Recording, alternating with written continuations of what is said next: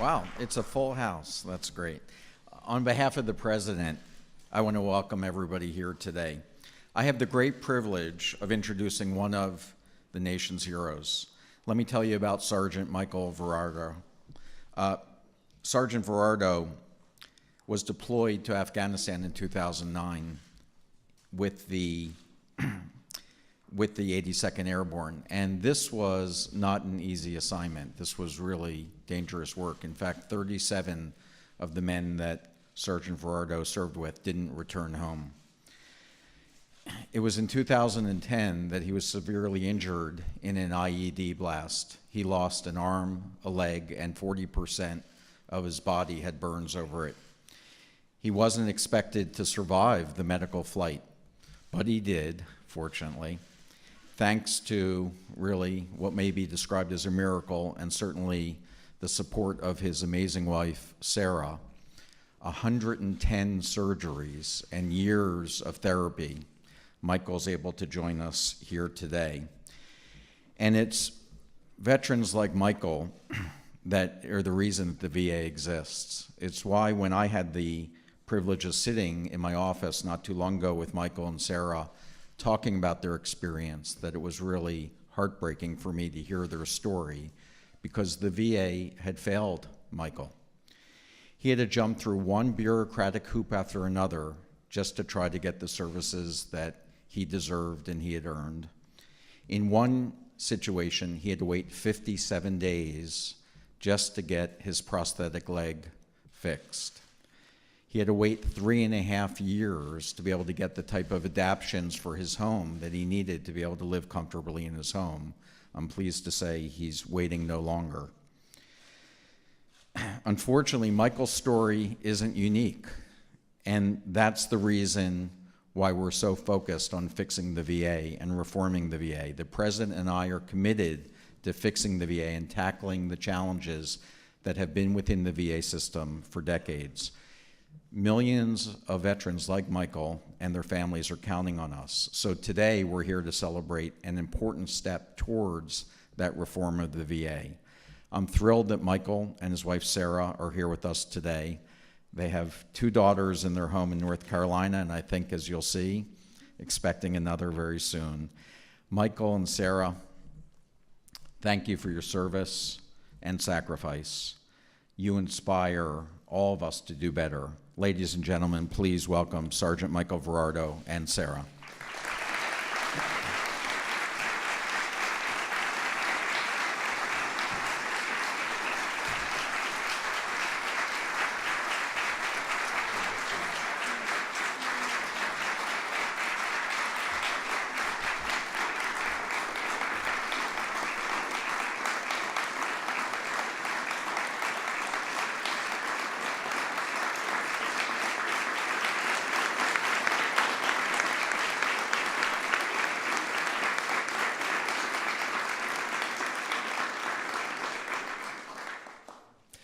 I am truly honored and humbled to be speaking here today.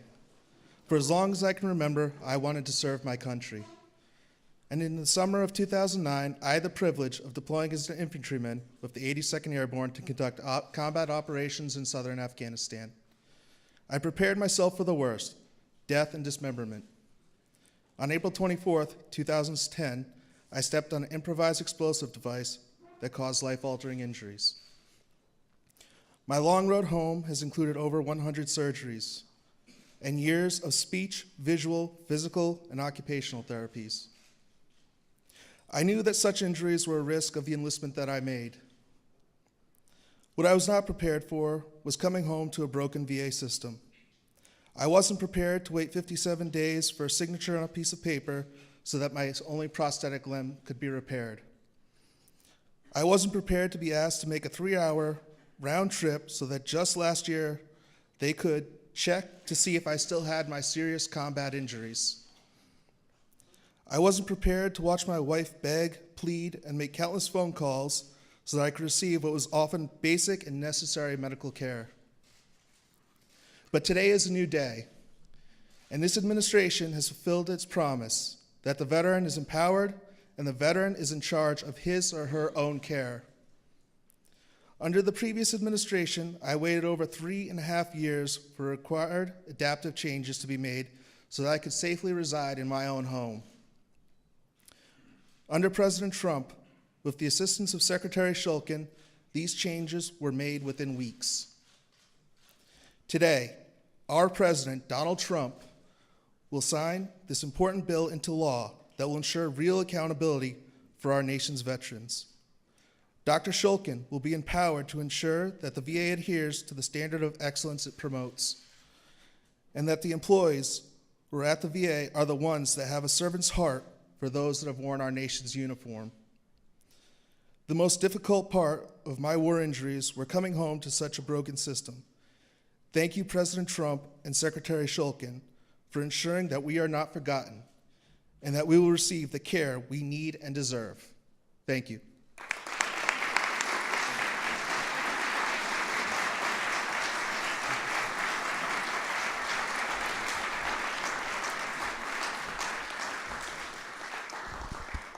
Thank you, Michael and Sarah. I want you to know you're the reason why we're working night and day to make sure that we get this system working better, and we're not going to stop until we do better for families like yours. A few weeks ago, I was here at the White House, and I had the chance to deliver a talk on the state of the VA. And in those remarks, I talked about 13 risks that VA faces in its reform. One of those was accountability. Veterans deserve an organization that they can trust, that provides the highest quality services. Employees who act contrary to our core values erode that trust.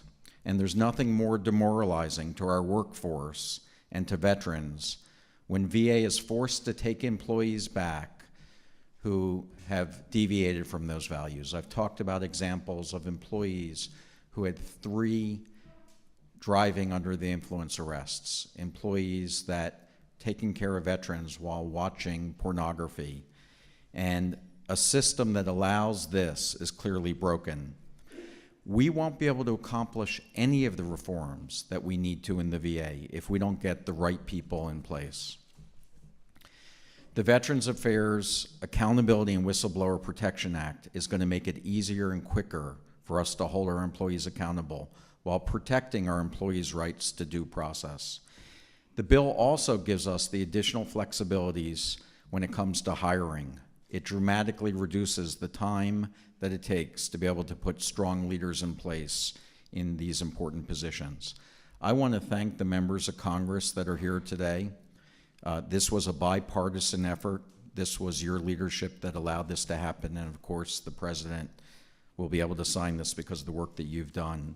I also want to thank our veteran service organizations who are in the audience today, because your constant support to do the right thing for our veterans is so important for us.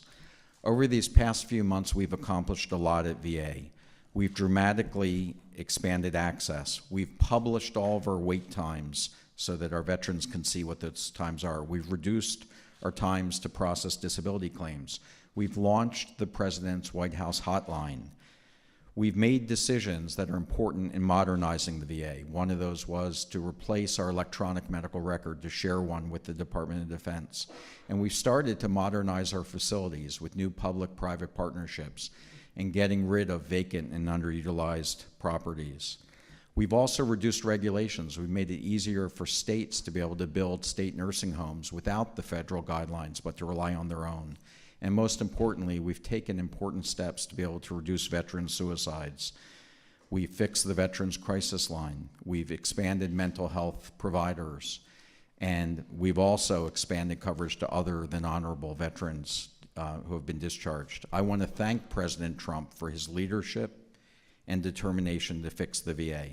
The President knows that we have to do better for our veterans. And so, it's actually a great honor today that the President will sign the Veterans Affairs Accountability and Whistleblower Protection Act. I have the pleasure today of introducing the biggest champion veterans could hope for. Under his leadership and unwavering support, VA has been moving to solve many of these challenges that have been spanning multiple administrations over decades. Veterans deserve a VA that they can trust and take pride in. VA is a national resource that must be protected in order to serve veterans and the families for generations to come. President Trump understands this and knows that in order to fix the VA, we need to modernize our systems, improve access, and deliver the highest quality of care and services. Mr. President, today is no doubt a great day for veterans, their families, and the vast majority of VA employees who want nothing more than to give back to those who have sacrificed so much. Mr. President, thank you for your leadership and unwavering support for veterans. So it is with great pride that I introduce the 45th President of the United States, Donald Trump.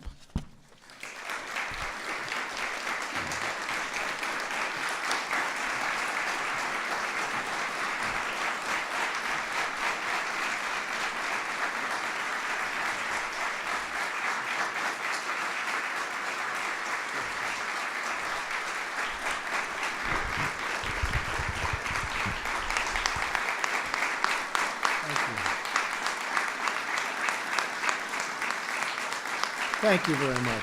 Thank you. Thank you very much, everybody. That's really greatly appreciated. And thank you to Secretary Shulkin for that introduction and for your really tireless efforts, David, to protect those who have really been protecting all of us for so long. They're great, great people.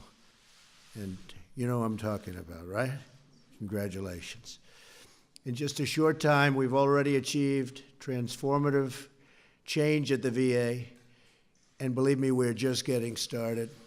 We have so many people that have been so helpful right here in the room, and Tom and all my friends. It's been fantastic.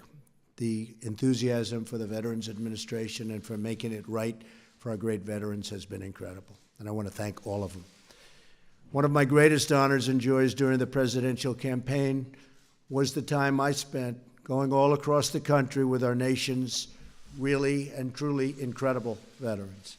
In their courage, their dignity, and their selfless sacrifice, they represent the very best of us. Our veterans have fulfilled their duty to this nation, and now we must fulfill our duty to them. So to every veteran who is here with us today, I just want to say two very simple words: thank you, thank you, thank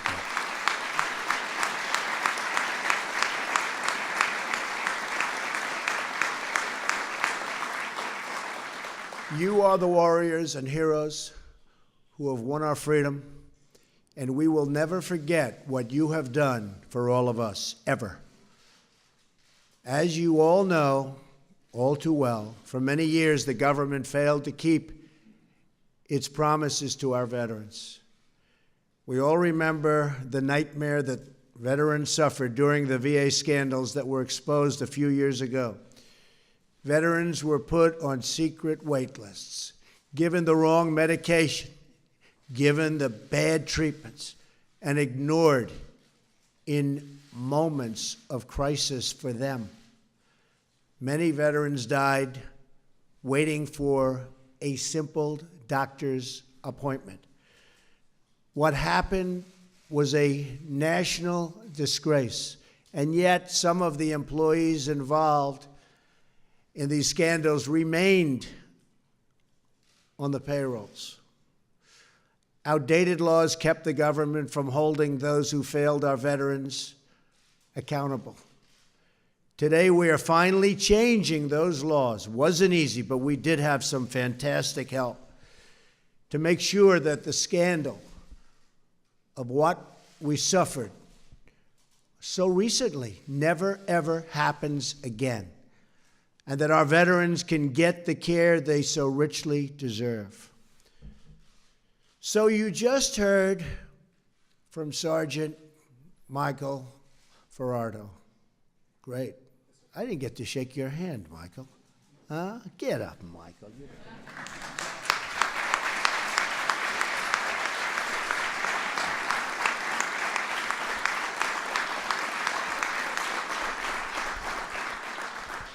He gets up better than I do. Thank you, Michael. Michael lost 2 limbs in defending our country, and yet he had to wait 57 days to get his prosthetic leg repaired. It's a long time, Michael. And over 3.5 years for modifications to make his house more accessible. What happened to Michael is happening to many, but it's rarely happening under our leadership and David's leadership anymore. That I can tell you. Our wounded warriors have given everything they have to this nation, and we owe them everything we have in return, and we're taking care of it. Today, we are taking a very historic action to transform the VA by enacting the VA Accountability and Whistleblower Protection Act. This was not easy. This was not an easy one. And it's one that they've wanted to do, Michael, you know, for a long time, for many years. Couldn't get it done. We got it done. This is one of the largest reforms to the VA in its history. It's a reform that I campaigned on, and now I am thrilled to be able to sign that promise into law. VA accountability is essential to making sure that our veterans are treated with the respect they have so richly earned through their blood, sweat, and tears. This law will finally give the VA secretary, who is, by the way, just doing some job, and he's doing it with this and with the heart. Believe me.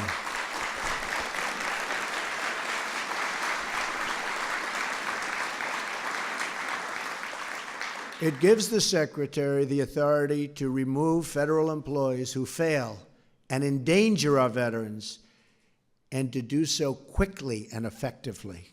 It's been a long time since you've heard those words. Those entrusted with the sacred duty of serving our veterans will be held accountable for the care they provide. It's a big statement. At the same time, this bill protects whistleblowers who do the right thing. We want to reward, cherish, and promote the many dedicated employees at the VA.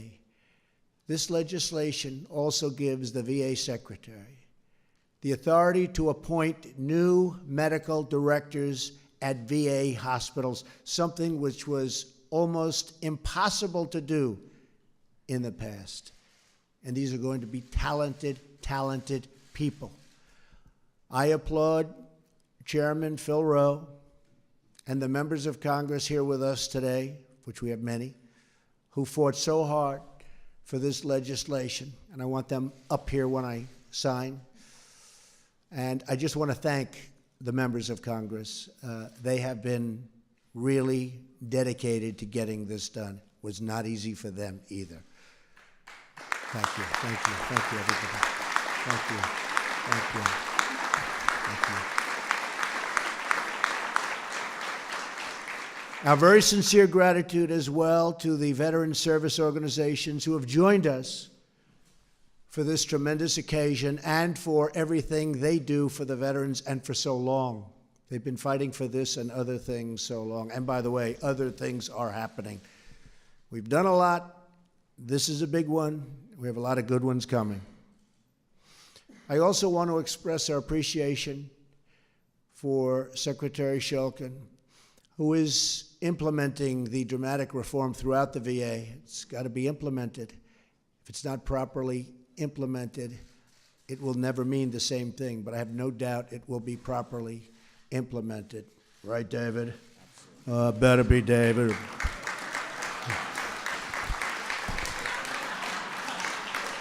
We'll never have to use those words. We'll never have to use those words on our David. We will never use those words on you, that's for sure.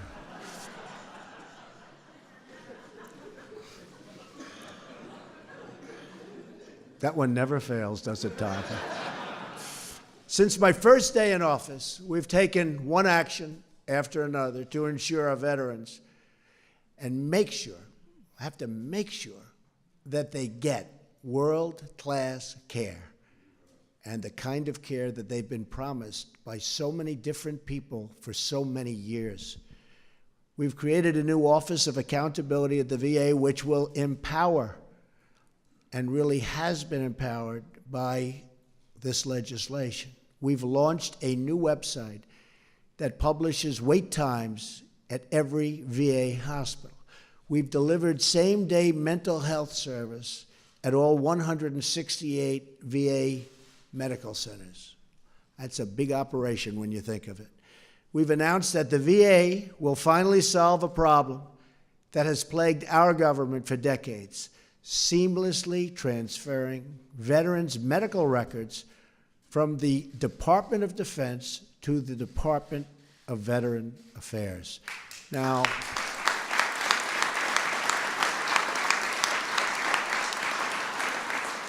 that doesn't sound like such a big deal. It is, believe me. That was a big one. We thought this would be easy, but the people like David and all that have been here and understand the system, he said, that's going to be a tough one. We got it done. So that was a good one. But it is something we're very proud of, to have been able to do it this quickly. I've also signed the Veterans Choice Improvement Act so that more veterans can see the doctor of their choice. Already this year, using the Choice program, veterans have received nearly double the number of approvals to see the doctor of their choosing. And this is only the beginning. We will not rest until the job is 100% complete for our great veterans.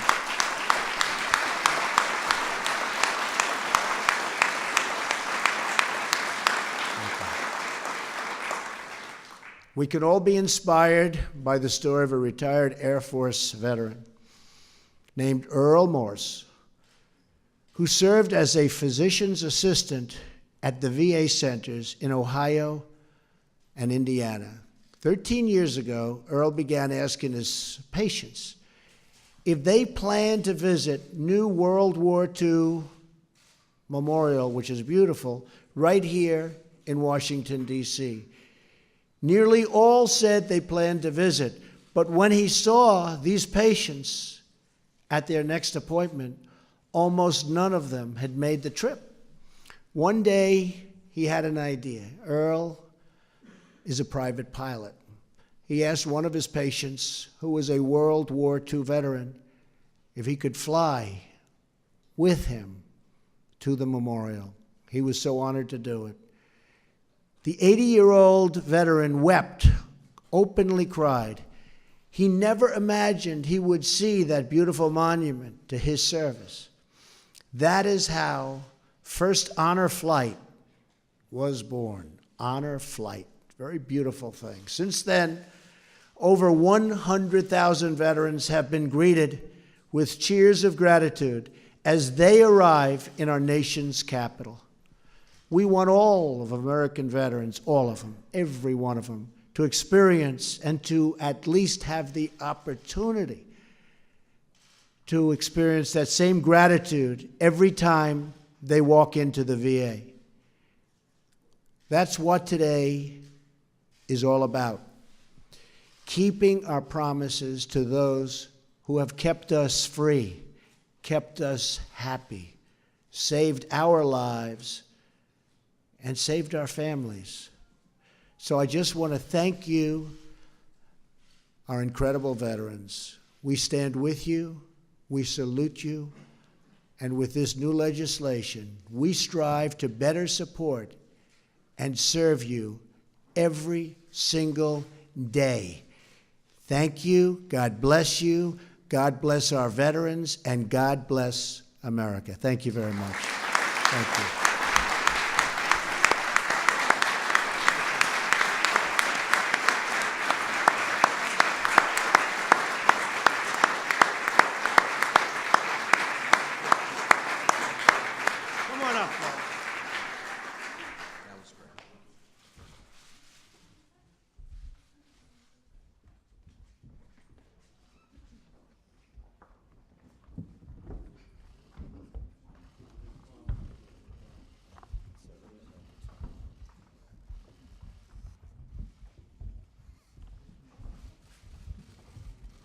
This is something that we are all very proud to be signing.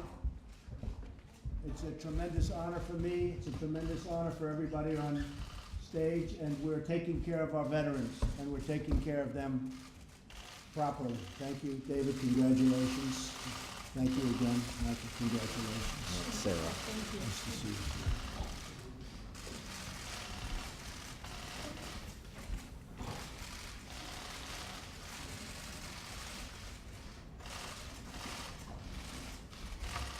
Okay.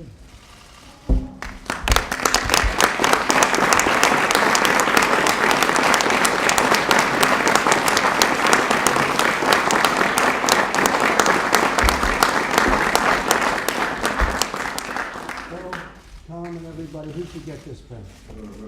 Michael. I have a feeling it's Michael. What do you think? Right? Absolutely, absolutely. Definitely. We're gonna get some others to you.